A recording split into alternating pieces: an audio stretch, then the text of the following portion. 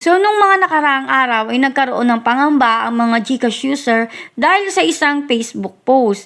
At sinasabi nga dito na ang GCash daw ay allegedly na binenta yung mga data natin sa isang dark web. So, syempre as a GCash user, talaga namang nakakapangamba yun. So, imagine mo lahat ng data mo nasa GCash, tapos malalaman mo na lang na binenta pala ng GCash. So, ayon sa isang post na ginawa ng nagngangalang ng Oversleep 8351, sinasabi niya nga doon na binibenta niya ang mga records simula 2019 hanggang kasalukuyan or October 2025. Kasama doon yung mga records na eKYC or Know Your Customer Information, kasama din ang mga link bank accounts, pati na rin yung GCash number. So, imagine na pati yung bank account mo pwedeng madamay kapag na-sold nila or na binili nila yung mga information natin galing sa GCash. Ayon din sa post, sinasabi na kasama din daw yung mga records ng mga merchant pati ng mga basic user. So imagine na damay din yung mga merchant pati yung basic user na hindi na-verify pero kasama pa rin yung mga information nila sa pwedeng mabenta. Include din daw dito yung mga personal details such as names, address, employment, pati daw kahit yung mga valid ID, which is yun nga yung pinapangamba ko.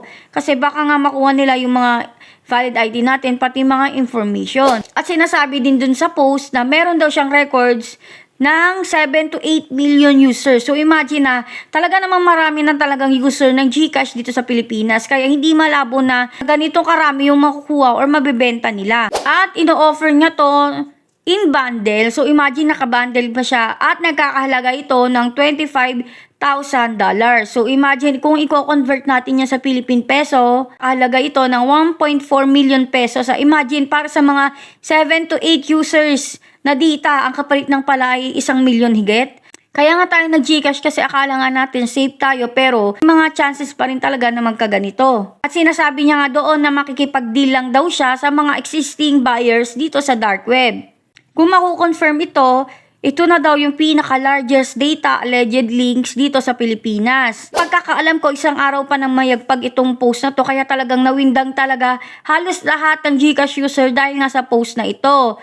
Yung isang araw ay naglabas nga ng advisory ang GCash at sinasabi na wala nga daw data breach na nangyari dito sa GCash. So sinasabi nila na ang funds daw natin at ang information are safe and secure. So syempre as a GCash user talaga namang good to hear to kasi syempre mga information talaga natin ay nandoon sa GCash. At sinabi ng GCash na aware nga daw sila kaya nga sila gumawa ng ganitong post na yung information nga daw natin as a GCash user ay sinisale or binibenta sa isang dark web. Pero ang sinabi ni GCash ay wala nga daw evidence ng any data breach sa GCash system. So sinasabi nila ang accounts natin at ang information natin ay secure. Ayon sa GCash, yung nagbenta daw at sinasabi na GCash user daw yung mga binibenta niyang information sa dark web ay hindi daw totoo. Upon daw sa investigation ng GCash, sinasabi doon na yung binibenta daw sa dark web ay hindi nagmatch sa system ng GCash. So meaning,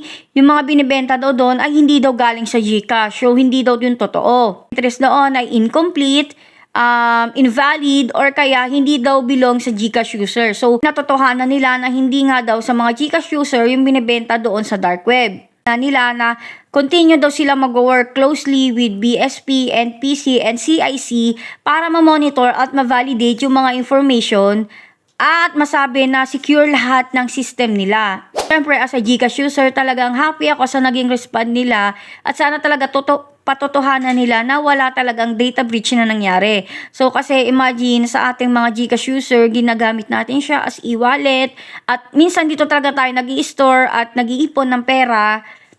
Kaya sana talaga walang mangyari na ganun. Kahit in the future, wala talaga sanang mangyari na ganun.